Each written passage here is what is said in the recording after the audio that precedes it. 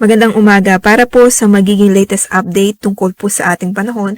Ngayong araw po ng Huwebes, May 20, 2021, yung nakakaapekto pong weather system dito po sa ating bansa ay ito pong Intertropical Convergence Zone o yung tinatawag po nating ITZZ. Ito po yung mga series ng lows at yan po yung nakakaapekto sa malaking bahagi po ng Kabisayaan, sa Mindanao, at kasama na rin po ang Palawan. Samantalang sa natitirang bahagi po ng ating bansa, ay easterlies naman po yung nakakaapekto.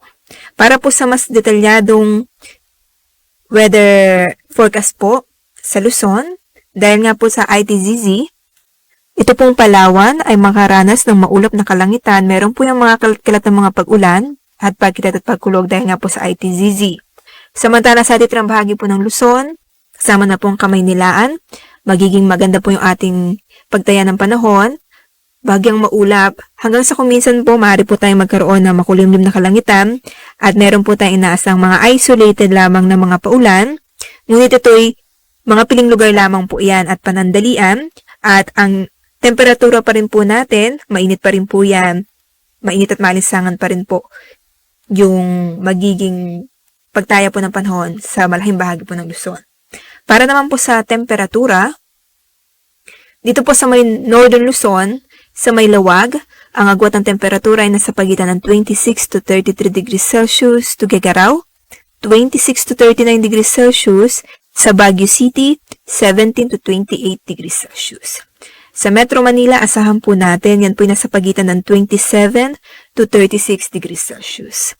Sa may Southern Luzon, Tagaytay po, ang agwat ng temperatura ay nasa pagitan ng 24 to 33 degrees Celsius, Legazpi, 27 to 33 degrees Celsius, Calayan Islands, 28 to 32 degrees Celsius, Puerto Princesa, 26 to 31 degrees Celsius. Sa may Visayas po at Mindanao, dahil nga po sa Intertropical Convergence Zone, halos makulimlim po ang kalangitan, and then may mga inaasahan po tayong mga pag-ulan dahil nga po sa ITZZ.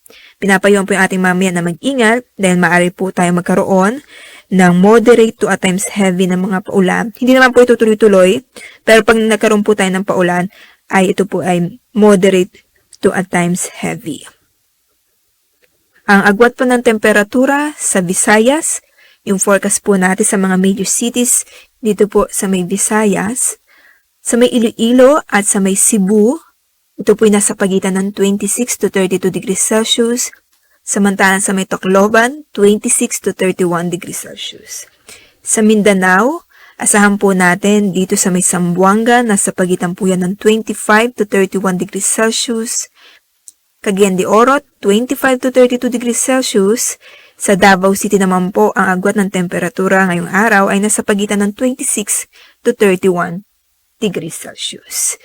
Para naman po sa kalagayan ng ating coastal waters, yung sea condition po natin ay maganda naman po. Slight to moderate o banay na kasatamtaman lamang po ang pag-alon sa ating mga tabing dagat. So, ibig sabihin po niyan, ligtas pong pumalaot. Wala naman po tayong nakataas na gale warning, pero pinapayuhan pa rin po mag-ingat kung magkakaroon po tayo ng mga thunderstorm. Dahil maaari po itong magkaroon ng mga pagbugso po ng hangin dahil po sa thunderstorm. And then, para po naman sa forecast in the next 3 days, sa Metro Manila, asahan pa rin po natin mainit at maalinsangang panahon. May mga isolated po na mga paulan, panandalian lamang po yan, at isolated cases. Ang agwat po ng temperatura in the next 3 days sa Metro Manila by Friday until weekend, asahan po natin na sa pagitan yan ng 26 to 36 degrees Celsius. Baguio City naman po, ang pagtaya po ng panahon ay bahagyang maulap. Kung minsan po maging maulap ang kalangitan, may mga inaasahan rin po tayo mga isolated na mga paulan dahil po yan sa mga localized thunderstorm. Saglit lamang po yan. At ang temperatura naman po in the next 3 days ay nasa pagitan ng 17 to 27 degrees Celsius. Legazpi City, asahan pa rin po natin, mainit at maalinsangang panahon. May mga inaasahan lamang po tayong mga panandaliang pag-ulan At yan po yung mga pulo-pulo lamang or isolated. At ang agwat po ng temperatura in the next 3 days sa Legazpi City ay nasa pagitan ng 26 to 33 degrees Celsius. Sa Cebu City naman po, by Friday, asahan pa rin po natin, malaki pa rin po ang posibilidad na makaapekto itong ITCZ. So magiging maulap pa rin po ang kalangitan, may mga pag-ulan. Samantalang sa weekend naman po ay improving weather na. Mainit at maalinsang ang panahon. Ang ating pong kalangitan ay magiging partly cloudy. Kung minsan po ay cloudy sky, may mga inaasahan lamang po ulit tayong mga isolated na mga paulan at panandalian lamang po yan.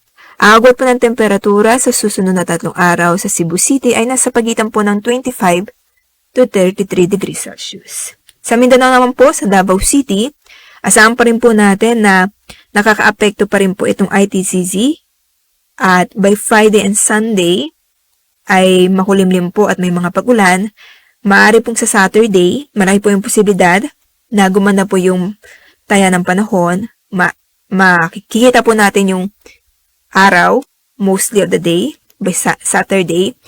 Pero halos makulimlim po yan sa Friday and Sunday. Ang agwat po ng temperatura in the next 3 days sa Davao City ay nasa pagitan po ng 25 to 33 degrees Celsius. At ang pagsikat po ng araw mamaya po yung 5:27, lulubog naman po ito mamayang 6:18 p.m.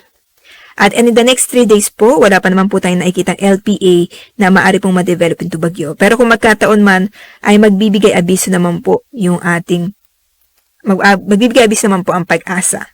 And then regarding po sa temperatura, asahan po natin na ito po yung mga air temperature. Depende pa po yan kung ano po yung ating heat index. Yung heat index po yung mismong nararamdaman ng ating katawan. So depende po yan kung saan po tayo namamalagi or saan po tayo nakapwesto.